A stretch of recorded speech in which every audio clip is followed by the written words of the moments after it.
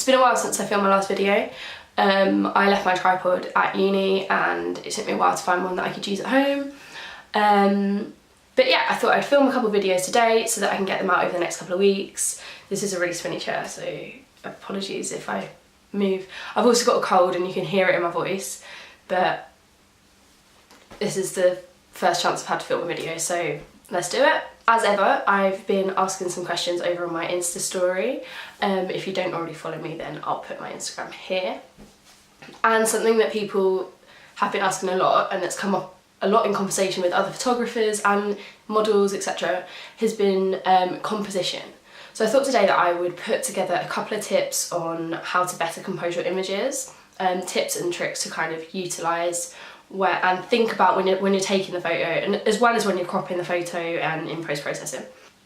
The first thing I want to talk about is lines, because lines are in almost every photo. You have lines within architecture, lines within limbs, etc., and they're all very important to pay attention to. There are a couple of things you can do with lines, and there's some things that you might want to avoid when there are lines in the picture. So for example, you want to really avoid a line going through someone's head. So for example, this line here is going right through the back of my head, and this line here is going through the top of my head, and it's really distracting. A better picture would be like that. That's like quite an easy thing, and your model or your client probably won't notice the fact that you've avoided that, but by using these little tips, it's going to make your photos better. Even if they don't understand why it's better, it's going to look better. Another thing to think about regarding lines is making sure that all your horizontals and all your verticals are straight. A way that you can use lines in more of like a positive way maybe is by really utilising them within the composition. So for example, you can use, I'll put some examples up on the screen so you can see, like actually see what I'm talking about, but you can use them to create leading lines. So leading lines is where lines come in almost, and your eye follows the line to the subject. So this could be the meander of a river. So the line on the river will go like this. If you position your subject here, then your eye is going to follow the line from here to the subject, for example.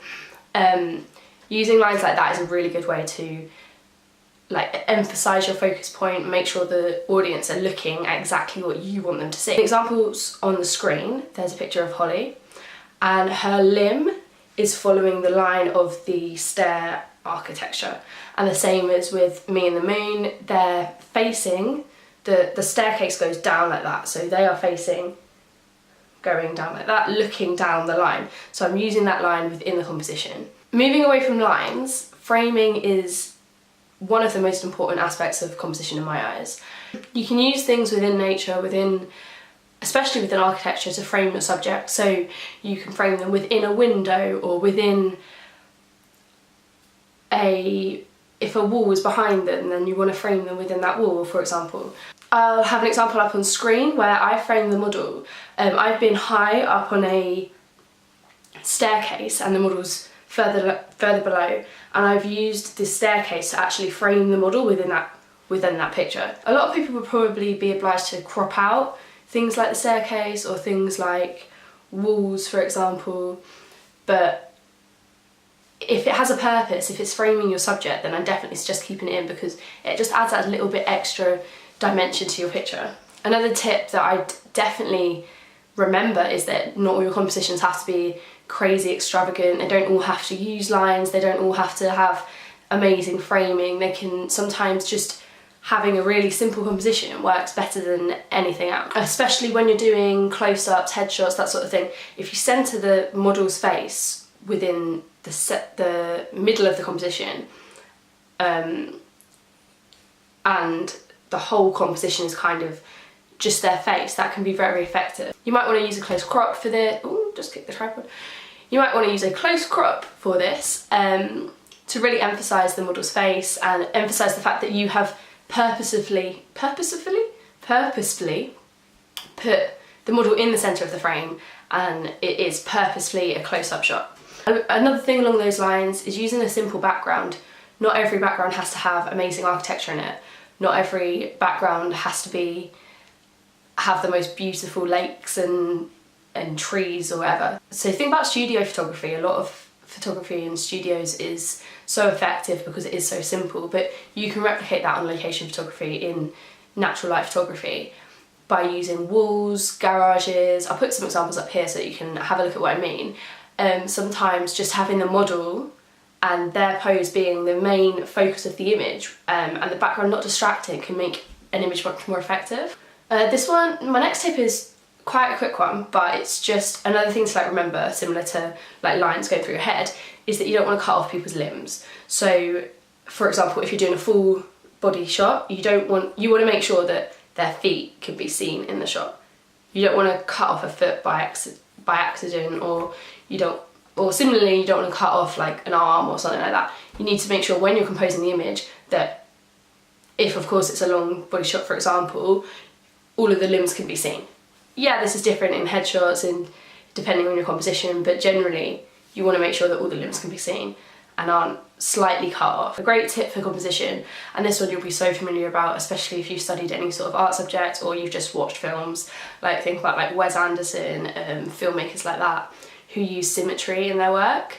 Symmetry can be so powerful. It doesn't have to be exact symmetry, it can just be kind of like suggest symmetry. I'll put some examples up on here.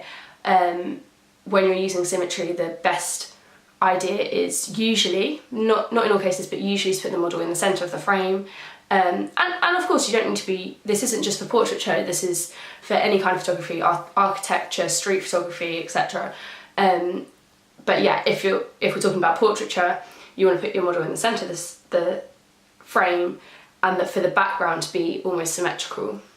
So for example, you can see this picture of Anne-Marie, and in this picture the arches behind her are almost like suggest symmetry. It might not be exactly symmetrical, but that's what it suggests.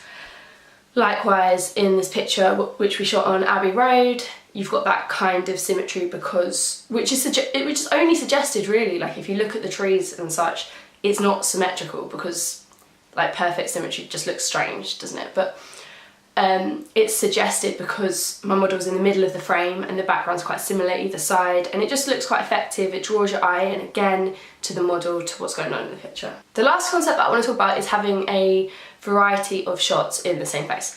And I think I spoke about this in my last video about locations, I believe, which I will link somewhere on the screen. If not, you'll find it on my YouTube. But you can use basically the same location, the same model, the same outfit, the same pose, but by you moving and you having a variety of like shots, it doesn't look the same. You get more content from what you're working with. I'll put some examples on here about what I mean, but basically it's a really simple concept. All I mean is like you stand really far away or you stand really close up, if you're using a pro. If there's anything specific you want to see from me in the future, then let me know in the comments. I'm always happy to chat to people, especially over on Instagram, so just drop me a message and we can chat about photography or whatever.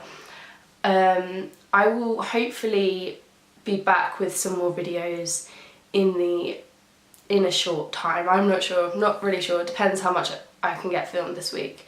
But in the meantime, you can follow me over on Instagram and Twitter. I'll link all my socials in the description below.